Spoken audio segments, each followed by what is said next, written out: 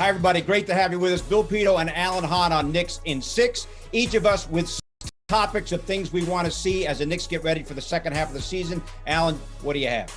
Well, let's begin with, I got to get out of the basement. Can we do that? I want to be in the studio with you and Wally talking about this team because it's been so exciting. I feel detached. So let's get to a point where we have more fans in the building and Hahn back in the studio. We don't want you in the building. We love you in the basement. So that's how we are. We don't want you in the studio. So that's what I want first. Hahn stays in the basement, throwing his remote around the basement, tearing up the basement. That's what I want in the second half. All right. What I also want, Alan, is another great saying from Coach Tom Thibadeau. We know he said magic is in the work. We know he has said, I'm partial to good players. He has also said, I'm only happy when I'm miserable. I want a fourth memorable saying from the coach.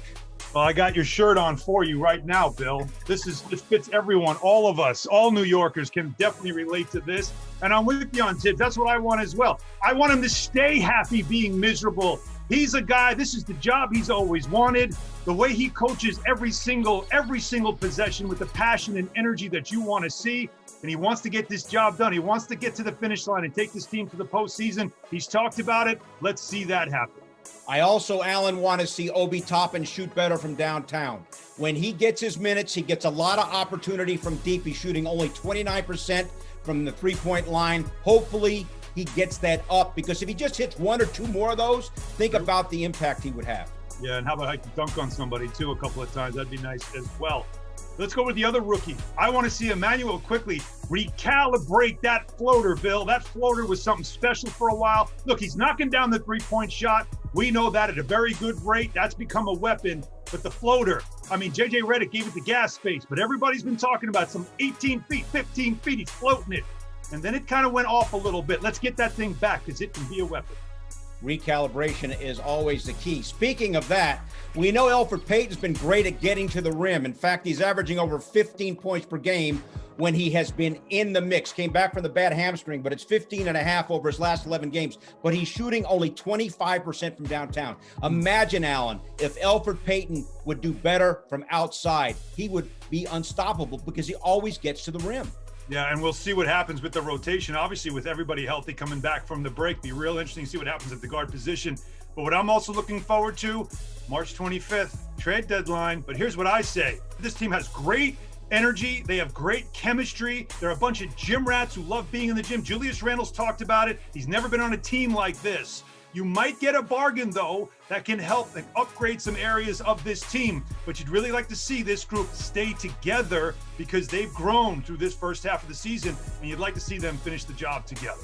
Speaking of bargains, how about Nerlens Noel? Yeah. But he has been playing so much because of the injury to Mitchell Robinson. So the fourth thing that I want is a return to health from Mitchell Robinson. The Knicks have gone 7-3 without him. Got to have Robinson healthy. Got to have him and Noel together as opposed to Noel playing all the minutes at center. Bill, you're outstanding on this because that's another one that I would have had on my list, but I've got another one for you. How about Julius Randle, All-NBA? He's already been an All-Star. The guy's number's 20, 10, 5. There's 4 guys in the league that are averaging that. The way he's shooting from 3, the way he's leading this team. And if he can get them to the postseason, the last time the Knicks got to the postseason is also the last time they had a player on the All-NBA team at the end of the season. That's Carmelo Anthony. That's 2013. Julius Randle can do that. And my fifth dovetails on that. Randle's got to stay healthy.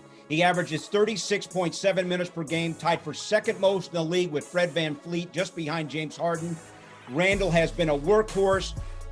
Critical, Alan, that he stays healthy. He's played in every game, and that's got to continue. No doubt about that. All right, my last one, Bill, it's simple. We've been talking about it. Shock the world. Get that playoff berth that you've been waiting for a very long time. The ESPN Geek Squad gave you a 2% chance to make the playoffs when this season started. Nobody believed in you. Talk about a miracle on 34th Street.